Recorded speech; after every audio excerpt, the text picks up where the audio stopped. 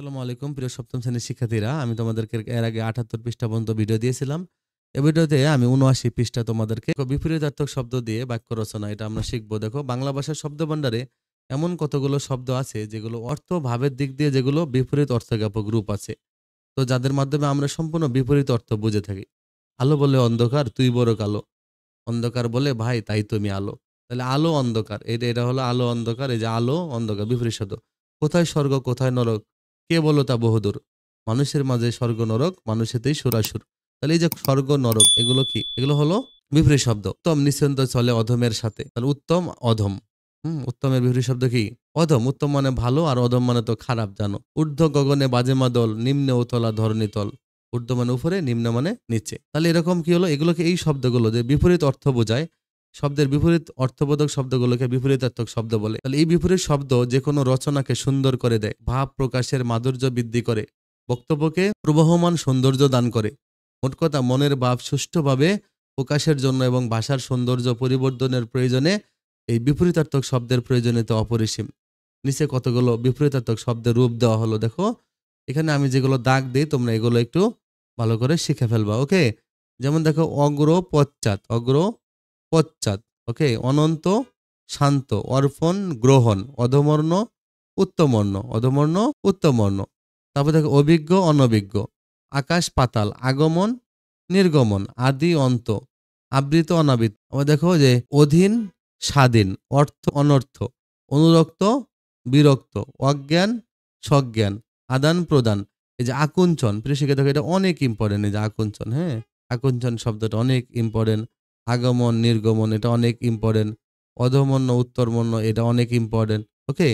অনুরক্ত বিরক্ত এটা অনেক ইম্পর্টেন্ট। তারপর দেখো যে অনুকূল প্রতিকূল, যে অনুকূল প্রতিকূল এটা ইম্পর্টেন্ট। তারপর অনুরাগ এটা ইম্পর্টেন্ট, অনুরাগ বিরাগ, অর্জন বর্জন, অসীম সসীম। এই যে আকর্ষণ বিকর্ষণ এটা ইম্পর্টেন্ট। এই অনেক ইম্পর্টেন্ট। যে এটা অনেক পরীক্ষাতে আসে, যে আবির্ভাব তিরোভাব, আবির্ভাব তিরোভাব, আপন পর আস্তিক নাস্তিক ইহলোক পরলোক। আবার দেখো এই যে আদি অন্ত, আবৃত অনাবৃত, আসল নকল। এই যে ইন্দ্রিয় এটা অনেক ইম্পর্টেন্ট, হ্যাঁ। ইন্দ্রিয় অতীন্দ্রিয়, ইন্দ্রিয় অতীন্দ্রিয়, উৎকর্ষ অপকর্ষ, উৎকর্ষ অপকর্ষ এটা অনেক ইম্পর্টেন্ট। এই যে আমদানি রপ্তানি, আত্মীয় অনাত্মীয়, আবশ্যক অনাবশ্যক, ঈর্ষা প্রীতি এটা অনেক ইম্পর্টেন্ট। আপন পর, আস্তিক নাস্তিক, ইহলোক পরলোক, উচিত অনুচিত, কোমল কঠিন, কৃত্রিম এটা মনে রাখবা, কৃত্রিম এটা ইম্পর্টেন্ট। এই যে আসল, ক্রয় বিক্রয়, ক্লেশ এটা ইম্পর্টেন্ট, ক্লেশ আরাম, ক্ষুদ্র বৃহৎ, গরিষ্ঠ লঘিষ্ঠ, গরিষ্ঠ লঘিষ্ঠ, জাগ্রত এই যে জাগ্রত ইম্পর্টেন্ট, নিদ্রিত। তারপরে উর্বর অনুর্বর, কনিষ্ঠ জ্যেষ্ঠ, কনিষ্ঠ মানে ছোট, জ্যেষ্ঠ মানে বড়, কর্কশ কোমল, কৃপণ দয়ালু, এই যে এটা ইম্পর্টেন্ট, ক্ষয়িষ্ণু বর্ধিষ্ণু, কৃপণ দয়ালু, গৃহী সন্ন্যাসী এটা ইম্পর্টেন্ট, হ্যাঁ। গৃহী সন্ন্যাসী এই যে অনেক ইম্পর্টেন্ট। এই যে জঙ্গম এটা আসে অনেক। জঙ্গম হলো স্থাবর, বলে না স্থাবর অস্থাবর সম্পত্তি, জঙ্গম হলো অস্থাবর বোঝায়, জঙ্গম স্থাবর। ঐচ্ছিক আবশ্যিক, কুৎসিত সুন্দর, কৃষ মানে চিকন বোঝায়, হালকা পাতলা, আর স্থূল মানে মোটা বোঝায়। কুৎসা মানে হলো ঘৃণা করা আর প্রশংসা করা। ক্ষীণ পুষ্ট, ক্ষীণ মানে চিকন, পুষ্ট মানে মোটা। গুপ্ত মানে প্রকাশিত, গুপ্ত প্রকাশিত। জটিল সরল, জটিল সরল। তবে দেখো জ্বলন্ত নিভন্ত, জ্বলন্ত নিভন্ত, তিক্ত মধুর, দীর্ঘ হ্রস্ব, মনে রাখবা দীর্ঘ হ্রস্ব, তিক্ত মধুর, দুলক ভুলক, নুন মানে অল্প বোঝায়, নুন মানে অল্প বোঝায় আর অধিক বেশি বোঝায়। নিঃশ্বাস প্রশ্বাস, প্রাচ্য প্রতীচ্য এটা ইম্পর্টেন্ট, প্রাচ্য প্রতীচ্য এই যে এগুলো ইম্পর্টেন্ট। দেখো জোয়ার ভাটা, জোয়ার ভাটা, তিরস্কার পুরস্কার, দাতা গ্রহিতা, ধার্মিক পাপিষ্ট, নশ্বর অবিনশ্বর এটা ইম্পর্টেন্ট, হ্যাঁ। নশ্বর অবিনশ্বর, নিরক্ষর স্বাক্ষর, প্রশস্তি প্রশংসা করা আর নিন্দা নিন্দা। জ্যোৎস্না অন্ধকার, তীক্ষ্ণ ভোথা, তীক্ষ্ণ মানে জানো ধারালো বোঝায়, আর ভোথা মানে তো জানো ভোথা ছুরি, যেটা কাটে না কোনো কিছু। ধনী দরিদ্র, নবীন প্রবীণ, নবীন প্রবীণ, নিরস সরস এই যে এটাই নাকি ইম্পর্টেন্ট। প্রসারণ সংকোচন, পণ্ডিত মূর্খ। তারপর দেখো পার্থিব অপার্থিব, পূর্ণ শূন্য, বেষ্টি সমষ্টি, মহৎ নিজ, লাভ ক্ষতি, শিষ্ট অশিষ্ট। শ্রী মানে সৌন্দর্য, বিশ্রী মানে কুৎসিত বোঝায়। সুশ্রী কুশ্রী, সিক্ত শুষ্ক, সিক্ত মানে ভেজা, শুষ্ক মানে শুকনা বোঝায়। স্বতন্ত্র পরতন্ত্র, স্বতন্ত্র মানে স্বতন্ত্র মানে কি একদম আলাদা, পরতন্ত্র মানে অন্যর তন্ত্র, অন্যের থেকে একসাথে মিক্স। রস্য দীর্ঘ, পুষ্ট দেখো ক্ষীণ পুষ্ট আবার পুষ্ট ক্ষীণ, ওকে। বর্ধমান ক্ষীয়মান, বর্ধমান ক্ষীয়মান, এটাও কিন্তু অনেক ইম্পর্টেন্ট। ভৎসনা প্রশংসা করা, ভৎসনা প্রশংসা। মহার্ঘ, মহার্ঘ সুলভ, হ্যাঁ মহার্ঘ মানে খুবই অল্প, পাওয়াই যায় না, দুর্লভ যেগুলো, মহার্ঘ সুলভ।